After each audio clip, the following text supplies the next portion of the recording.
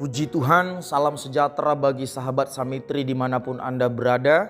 Kembali kita akan merenungkan firman Tuhan melalui program audio ilahi pada kesempatan ini. Dan saya percaya saudara, sampai kapanpun pekerjaan Tuhan akan terus nyata bagi orang-orang yang bersekutu dengan Dia. Entah lewat pujian, entah lewat pemberitaan firman Tuhan, persekutuan yang sedang dilakukan daripada orang-orang percaya itu, Allah tetap bekerja untuk mendatangkan kebaikan bagi orang-orang percaya. Meskipun seringkali mungkin kita sepertinya tidak melihat, meskipun seringkali kita sulit untuk memahami, sulit untuk menyadari, tetapi kebenarannya Allah tetap bekerja bagi orang-orang percaya. Puji Tuhan saudara, kita akan merenungkan firman Tuhan pada kesempatan ini dari kitab Efesus pasal yang pertama ayat yang ketiga. Demikian, terpujilah Allah dan Bapa Tuhan kita Yesus Kristus, yang dalam Kristus telah mengaruniakan kepada kita segala berkat rohani di dalam sorga. Saudaraku yang dikasihi oleh Tuhan, sebagai orang-orang pilihan, kita adalah orang-orang yang sangat istimewa. Tetapi keistimewaan itu bukan dari pihak kita. Keistimewaannya adalah dari pihak Allah. Allah yang membuat kehidupan kita menjadi istimewa. Bayangkan manusia yang berdosa, manusia yang hina, yang layaknya dibinasakan, tetapi oleh kekayaan kemurahan Allah yang dinyatakan kepada kita melalui Yesus Kristus, kita mendapat yang namanya pemilihan. Kita dikaruniakan keselamatan. Kita dipilih untuk menerima keselamatan. Dan luar biasanya saudaraku yang dikasihi oleh Tuhan, kekayaan kemurahan Allah itu membuat kita untuk menerima apa yang tidak mungkin harusnya kita terima.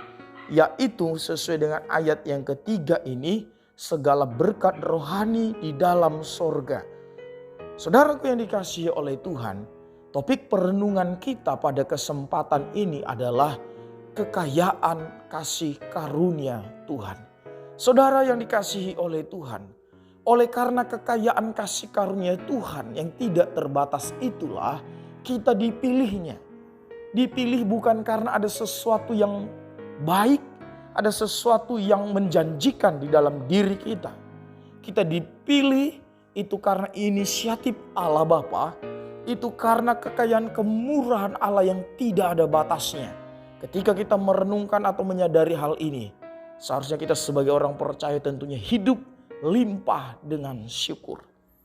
Dan saudaraku yang dikasihi oleh Tuhan, sebagai orang yang sudah menerima kekayaan kasih karunia Tuhan itu, kita diberi saudaraku yang namanya berkat rohani di dalam sorga. Lalu kita berpikir, apa itu berkat rohani di dalam sorga?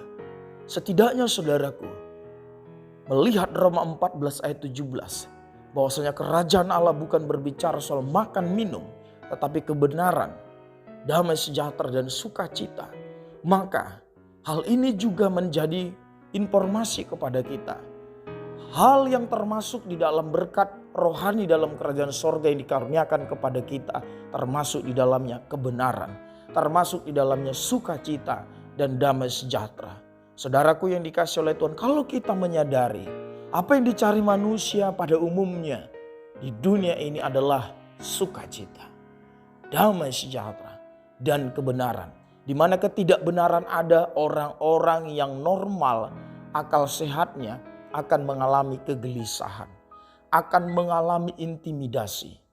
Di mana di satu kota, di satu desa, di satu bangsa, ketika tidak ada kebenaran, atau katakanlah jangan tidak ada kebenaran, tapi kebenaran itu saudaraku ditindas oleh ketidakbenaran, maka saudaraku yang dikasihi oleh Tuhan, ada rasa tidak nyaman, ada rasa tidak enak, ada rasa saudaraku menggelisahkan untuk hidup di tengah-tengah kehidupan yang seperti itu.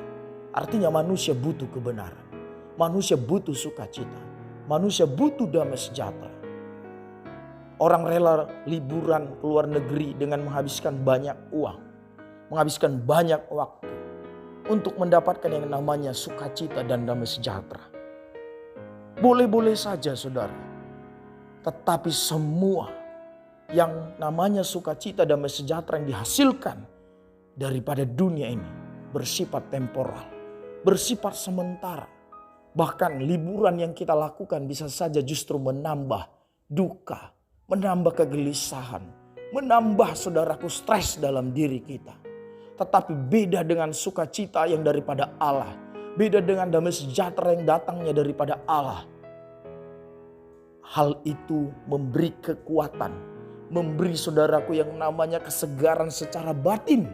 Sebab apa yang dikerjakan oleh Allah, apa yang dikerjakan oleh Bapa kepada kita orang-orang percaya, hal itu sangat sempurna.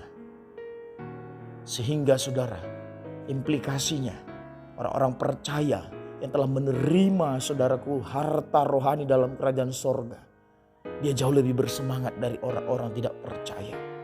Dia tidak hidup dikuasai kekhawatiran, dia tidak hidup dikuasai ketakutan.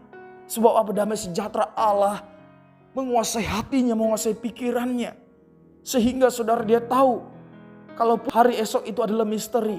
Dia tahu Tuhannya sudah menjamin, sudah ada di hari esok untuk menolong dia. Sehingga tidak ada orang percaya dikuasai ketakutan, kekhawatiran tentang hari esoknya. Inilah yang dikaruniakan oleh Bapa kepada kita melalui Yesus Kristus. Betapa kayanya kasih karunia Tuhan. Saudaraku yang dikasihi oleh Tuhan, salah satu tujuan daripada perenungan ini adalah supaya kita sebagai orang percaya menjalani hidup kita limpah dengan syukur.